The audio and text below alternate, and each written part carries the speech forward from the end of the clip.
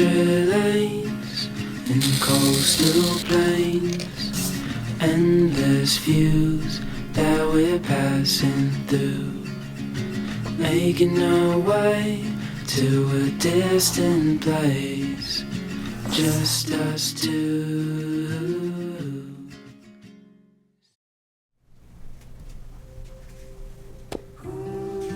皆さんこんにちは。手帳の時間です。今回は2024年版手帳会議の様子をお届けします。結論から言うと、2024年は合計6冊の手帳やノートを目的別に使い分けるようになりました。手帳会議って何だろうという方もいるかもしれないので、簡単にご説明すると、手帳会議とは手帳の使い方を改めて考えたり見直しをしたり、主に自分一人で自問自答しながら考えていくことです。手帳好きさんにとっては大事なイベントの一つなので、来年の手帳が出始める10月頃からこの手帳会議という言葉をよく耳にすると思います。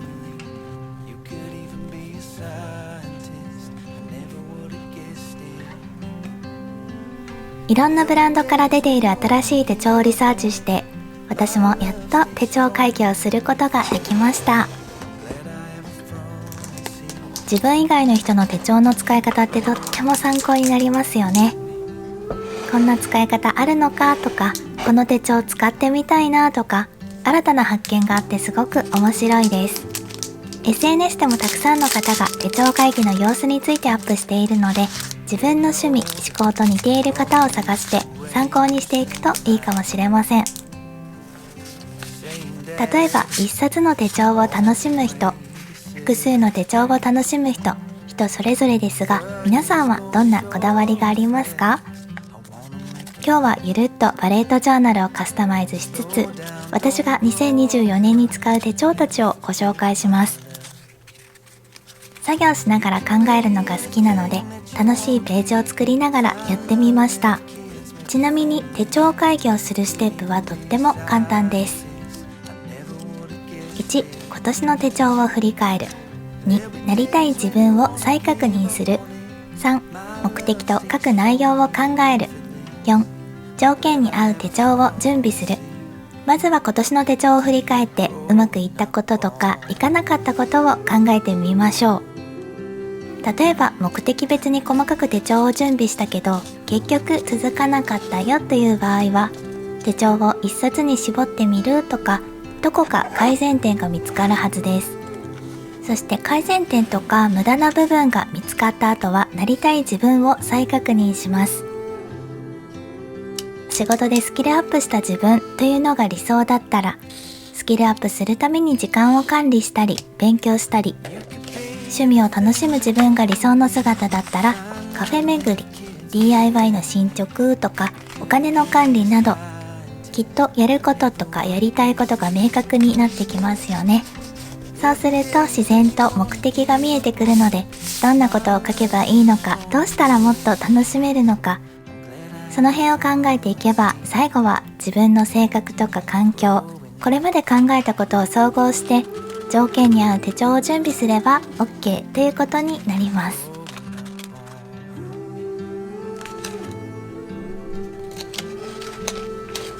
私と同じようにノートを手帳として使う場合は、好きなカラーでまとめる方法もとってもおすすめです。手帳会議の結果をご紹介する前に、いくつかカラー別のおすすめの使い方をご紹介しますね。例えばこちらはブルー系でまとめた場合、青は気分を落ち着かせたい時や集中したい時におすすめのカラーです。冷たいといった印象もあるけれど、知的さとか誠実さ、自由などポジティブな印象も与える色です。モヤモヤを解消するという目的の場合、一冊はモーニングページ、もう一冊はコーピングリストとして使い分けるのもいいですね。続いてベージュ系でまとめた場合、ベージュは茶色に白を加えた優しい色合いが特徴です。ナチュラル、オーガニック、優しさなどの意味があって、心を落ち着けたい時におすすめのカラーとなります。暮らしを整えるという目的の場合、一冊は週末ご機嫌ノートとか、もう一冊は家計簿として使い分けるのもいいと思います。この組み合わせかわいいですよね。続いてピンク系でまとめた場合、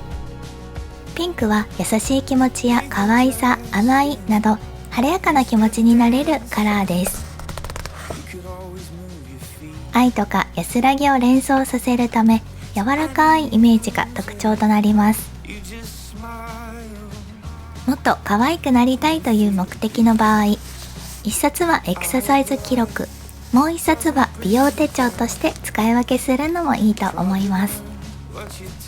これでなんだか綺麗になれそう。続いて黄緑系でまとめた場合、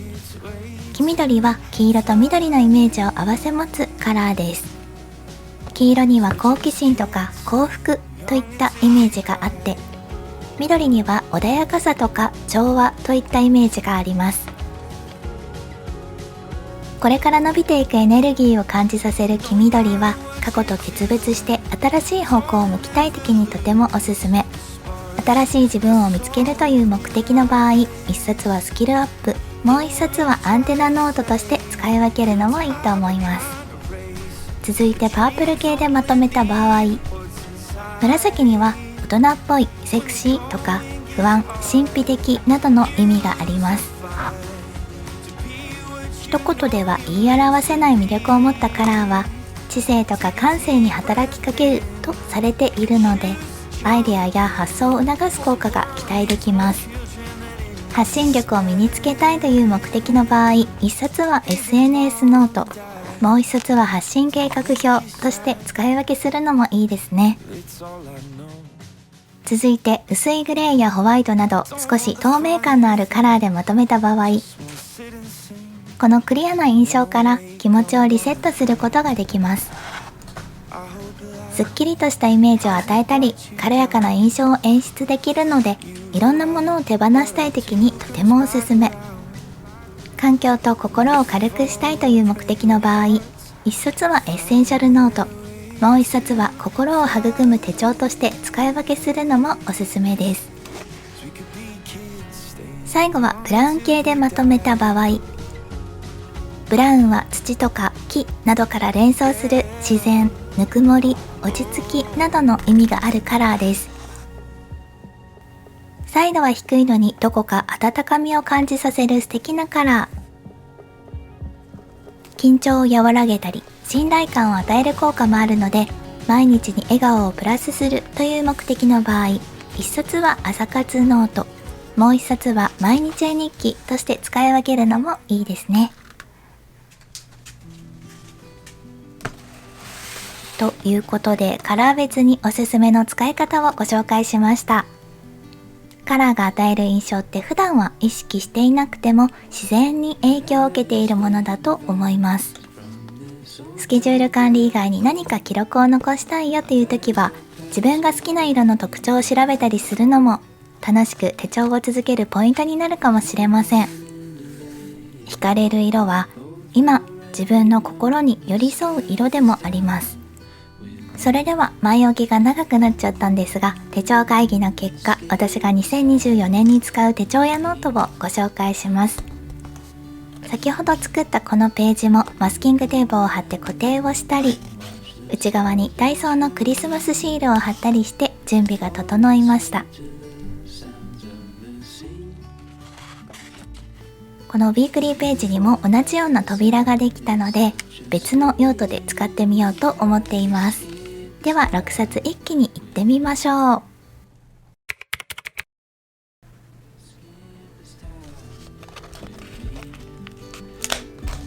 1冊目はなりたい自分になるための夢や目標、年間計画や細かい行動を記したシンデレラノート。無印のリフィルノート英語サイズを使います。最初は必ずシンデレラノートのテンプレートを入れて、自分の夢の目的地をしっかり把握する予定です。そして2冊目は人生や暮らしすべてを楽しむためのバレットジャーナル。手帳の時間オリジナルノートの小熊の喫茶店ノートで心地よく2024年のスタートを切る予定です。お次は3冊目、時間管理や予定組などを管理する仕事手帳。2023年と同じ無印のバーチカルスケジュール帳。私はいつも月曜日始まりを使っています。続いて4冊目は学びを深める勉強ノート。無印の裏写りしにくいノート5冊組を使っていろんなことを吸収したいです。そして5冊目は自分の興味や関心を深掘りする深掘りノート。無印の一覧できるスケジュール帳を使って今まで使ったことのない使い方をするつもりです。最後6冊目は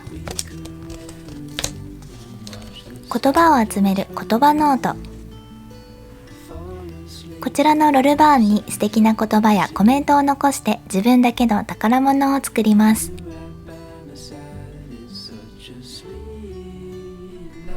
こんな感じで合計6冊、目的別に手帳やノートを使い分けつつ手帳時間を楽しみたいと思っています。使う頻度はそれぞれ違いますが、今のところこの6冊を使えば理想の自分にちょっとは近づけるはず。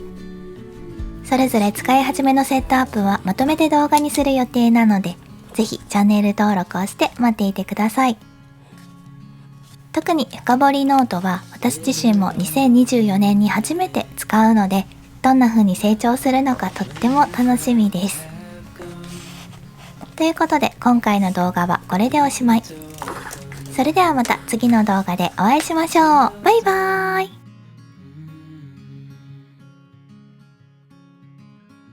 We could stay to watch the sunrise.